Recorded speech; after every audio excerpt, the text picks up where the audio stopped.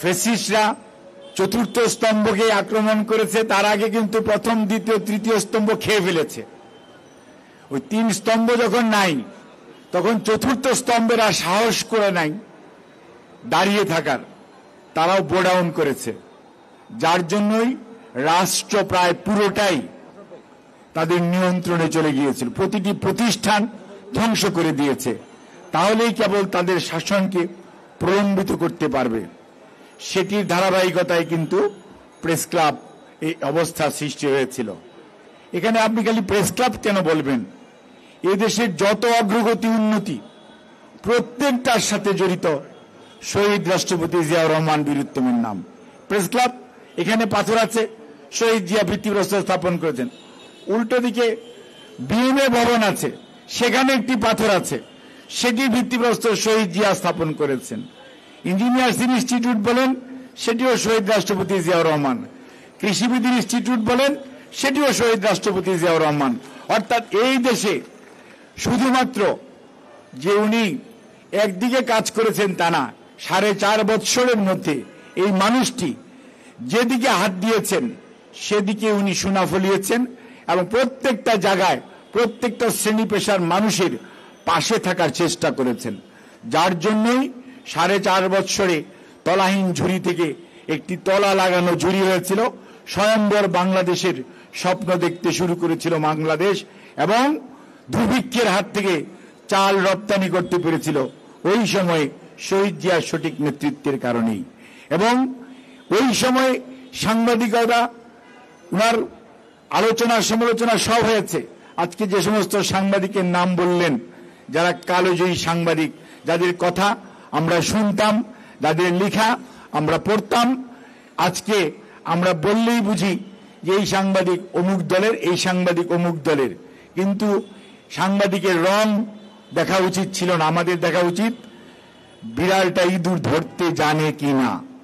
কিন্তু আমরা দলবাজি করতে করতে এমন একটি পর্যায়ে আমাদেরকে নিয়ে গিয়েছি, নিচে নামিয়েছি, যে এখন আমরা অমুকের সাংবাদিক, অমুকের সাংবাদিক।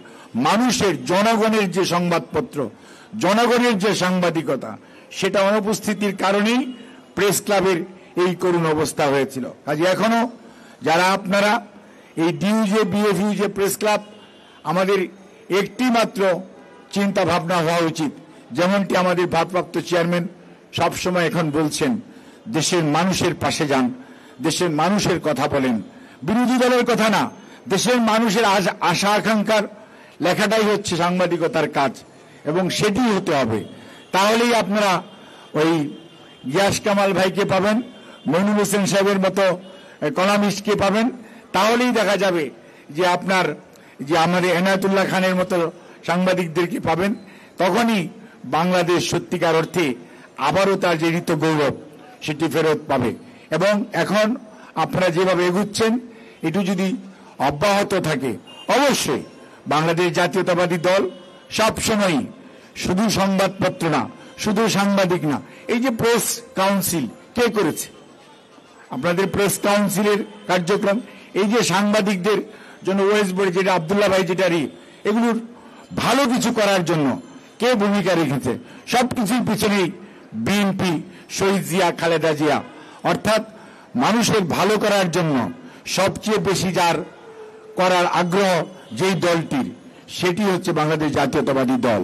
কাজেই এই দল মানুষের কথা বলে, এই দল মানুষের উন্নয়নের কথা বলে।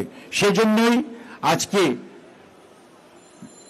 দেশনেত্রীর ঘোষণা ছিল ভিশন 2030 2017 সনে, সেটি ডিসেম্বরে এই ভারপ্রাপ্ত চেয়ারম্যান 27 দফা রাষ্ট্র সংস্কারের মেরামতের কর্মসূচি দিয়েছিলেন। আর সকল বিরোধী দল মিলে জুলাই 23 সনে 31 দফা রাষ্ট্র মেরামতের কর্মসূচি হিসাবে গ্রহণ করেছেন। অর্থাৎ এটি এখন জনগণের দফা, এটি দেশের মানুষের আগামী দিনের বাঁচার সনদ। কাজেই সেটির নেতৃত্ব দিচ্ছেন জনাব তারেক রহমান। সেখানে এমন কোনো কথা লেখা নাই, কোনো প্রফেশন, কোনো সাবজেক্ট, কোনো সেক্টর, কোনো অনুপস্থিত আছে। দেশের মানুষের আগামী দিনের উন্নয়ন, অগ্রগতির কথা আছে। ইনশাআল্লাহ আগামী দিনে জনগণ যখন ক্ষমতা প্রয়োগ করার সুযোগ পাবে, জনগণ যখন তার মালিকানা ফেরত পাবে, জনগণ তার আগামী দিনে যাদেরকে শাসন করার জন্য তাদেরকে আগামী দিনে নেতৃত্ব দেওয়ার জন্য সুযোগ দিবে, নিশ্চয়ই এই 31 দফা কর্মসূচি মাধ্যমেই দেশ সামনের দিকে এগিয়ে যাবে। এবং সেই নেতৃত্ব আজকে আমরা কেউ মানি বা না মানি, দেশের মানুষের কাছে আজকে প্রতিষ্ঠিত নেতা হচ্ছে আজকে আপনাদের প্রধান অতিথি জনাব তারেক রহমান। কাজেই আমরা মানুষকে ঐক্যবদ্ধ করি এবং মানুষকে সামনে নিয়ে সাথে নিয়ে 7ই নভেম্বর 1975-এর মতো আগামী দিনে অধিকার প্রয়োগের দিনে ঐক্যবদ্ধভাবে 31 দফা রাষ্ট্র সংস্কারের ব্যাপারে জনগণকে এক কাতারে সামিল করে তাদেরকে নেতৃত্ব নির্বাচনের সুযোগ দেয়।